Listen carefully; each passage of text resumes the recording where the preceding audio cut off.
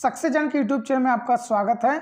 मैं आपके सामने सीटेट जूनियर मतलब उच्च प्राथमिक स्तर का बाल विकास और शिक्षा शास्त्र का प्रश्न पत्र लेकर आया हूँ। साथ साथ में उसका उत्तर बताता चलूँगा। दोस्तों, जितने भी उत्तर होंगे एकदम सटीक होंगे, लगभग एक दो प्रश्न आगे पीछे हो सकते हैं। पहला प्रश्न जो पूछा गया, बाल्यावस्था की अवधि में विकास तो किस तरह होता है, इसका उत्तर हो जाएगा आपका ऑप्शन नंबर दूसरा जो है वह सही है। आइए देख लेते हैं अगला प्रश्न।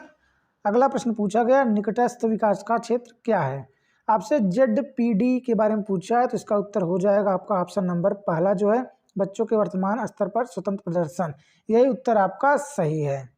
तीसरा प्रश्न देख लेते हैं। तीसरा प्रश्न पूछा गया था, जीन पियाजे के अनुसार बच्चे अमूर्त संक्रियात्मक अवस्था में, तो इसका ऑप्शन जो पहला है वह सही है। परिकल्पित निगमनात्मक तर्क और प्रतिज्ञाप्ति चिंतन करने में असमर्थ। आइए देख लेते हैं चौथा प्रश्न।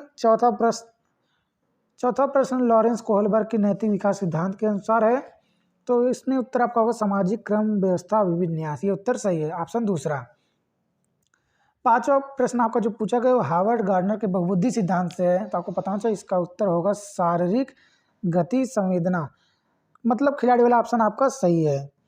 छठा प्रश्न आपका लेव वाइगोस्की से पूछा गया था, तो इसका उत्तर हो जाएगा आपका ऑप्शन नंबर पहला, बच्चों के संज्ञानात्मक विकास भाषा का एक महत्वपूर्ण भूमिका है। सातवां प्रश्न जो पूछा गया है, एक प्रगतिशील कक्षा में शिक्षण अधिगम प्रक्रिया के दौरान अधिगमकर्ताओं का मूल्यांकन किस तरह होगा, तो आपका ऑप्शन नंबर चौथा सही है। बेहद महत्वपूर्ण है क्योंकि बच्चों के समाज की जानकारी देता है। आइए देख लेते हैं अगला प्रश्न। चौथा प्रश्न, सभी लिंगों में जेंडर रूढ़िवादिता को विकास विस्तार की संभावना बढ़ाने के लिए प्रभावशाली पद्धति कौन होगी, तो आपका ऑप्शन नंबर चौथा वह सही, क्रियाकलाप के लिए मिश्रित लिंग समूह बनाना। आइए देख लेते हैं नौवां प्रश्न। नौवां प्रश्न आपका पूछा गया था, अध्यापकों को कक्षा में बहुभाषिता को समझना चाहिए एक गुण और साधन। आपको पता होगा काफी इजी प्रश्न था। 10वां प्रश्न पूछा गया था, बाल केंद्रित कक्षा वह है जिसमें, दोस्तों इसका उत्तर होगा ऑप्शन नंबर चौथा, अध्यापक लचीला हो और प्रत्येक बच्चे की व्यक्तिगत आवश्यकताओं को पूरा करता है।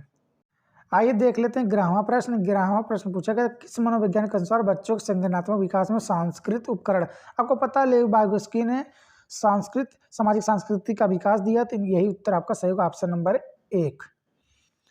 12वां प्रश्न पूछा गया था, आंशिक दृष्टि वाले विद्यार्थियों के लिए निम्नलिखित में से कौन सी अधिगम सामग्री उपयुक्त नहीं है, तो छोटी मुद्रा वाली कार सीट, ये आपका सही है।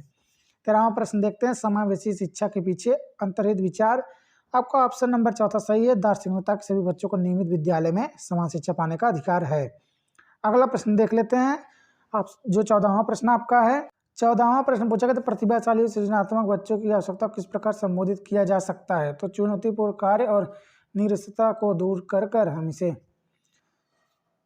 कर सकते हैं। आपका ऑप्शन नंबर पहला सही है। बटन बैफल बच्चों की पहचान किस प्रकार की जा सकती है, तो आपका उत्तर होगा ऑप्शन नंबर तीसरा।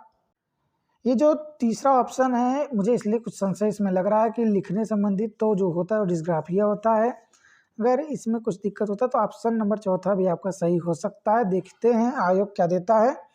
अगला प्रश्न देखते हैं, अधिक प्रतिकूल परिस्थितियों और वंचित पृष्ठभूमि में अधिगमकर्ताओं को संबोधित करने के लिए, इसका उत्तर हो जाएगा ऑप्शन नंबर दूसरा, अधिगमकर्ताओं को विद्यालय के बाहर ट्यूशन पढ़ाने के लिए कहना, ये प्रभावशाली नहीं है। 17वां प्रश्न पूछते हैं। 17वां प्रश्न देख लेते हैं, बच्चों का अधिगम में शारीरिक स्वास्थ्य क्या महत्व है, तो की महत्वपूर्ण भूमिका है, ऑप्शन दूसरा सही है। 18वां प्रश्न देखते हैं, कक्षा में अर्थपूर्ण अधिगम को प्रोत्साहित करने के लिए अध्यापकों को क्या करना चाहिए, तो इसमें से आपका पहला ऑप्शन जो है और जो तीसरा है ये सही है, विद्यार्थियों की सहायता करनी चाहिए, और जो तीसरा आपका विद्यार्थियों में संवाद और परिचर्चा को प्रोत्साहित करना चाहिए जिससे वे बहुपरिप्रेक्ष्य करने में सशक्त हों, तो पहला तीसरा आपका सही है। कोड दिया गया था, तो पहला और तीसरा आपका सही, मतलब ऑप्शन 1 आपका सही है।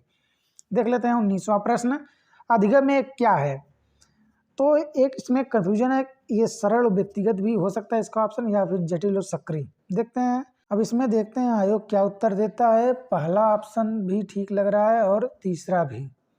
आइए देख लेते हैं 20वां प्रश्न। 20वां प्रश्न का उत्तर हो जाएगा अपनी कक्षा में अर्थपूर्ण अधिगम का, इसमें से आपका उत्तर होगा ऑप्शन नंबर तीसरा, समझना चाहिए, उत्तर आपका सही है।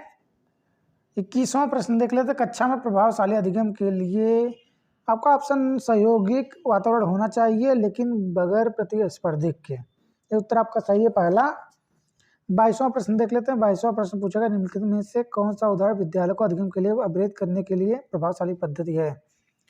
तो आपको पता चाहिए जो पहला ऑप्शन है, पहाड़ उपलब्ध कराना, विशेषकर जब विद्यार्थी कोई नया कौशल सीख रहे हैं। ये उत्तर आपका सही है। पहाड़ मतलब दोस्तों होता है स्कैप फोल्डिंग। 23वें प्रश्न में बच्चों चिंतन विषय निम्नलिखित में कौन सा कथन सही नहीं है? तो ऑप्शन दूसरा आपका उत्तर हो जाएगा। ये कथन सही नहीं, बाकी सब कथन सही है। आइए देख लेते हैं 24वां प्रश्न। 24वां प्रश्न, बच्चों का विद्यालय में सफल होना क्या है? आपको कई बार बताया गया है। इसका मतलब होता है विद्यालय की व्यवस्था असफल हुई। ऑप्शन दूसरा आपका सही है।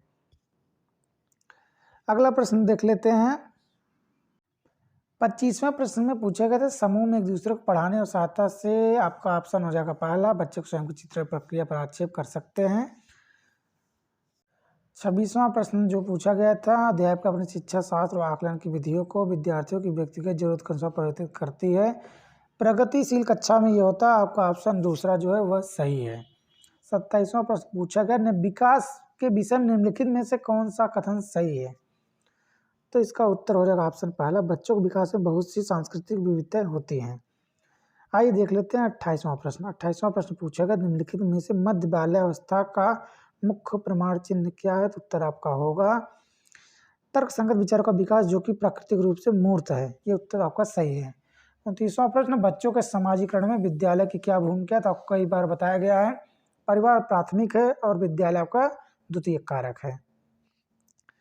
30वां और अंतिम प्रश्न पूछा गया था, निम्नलिखित में से किस मनोवैज्ञानिक ने प्रस्तावित किया है कि बच्चों का चिंतन गुणात्मक रूप से वयस्कों की अपेक्षा अलग होता है?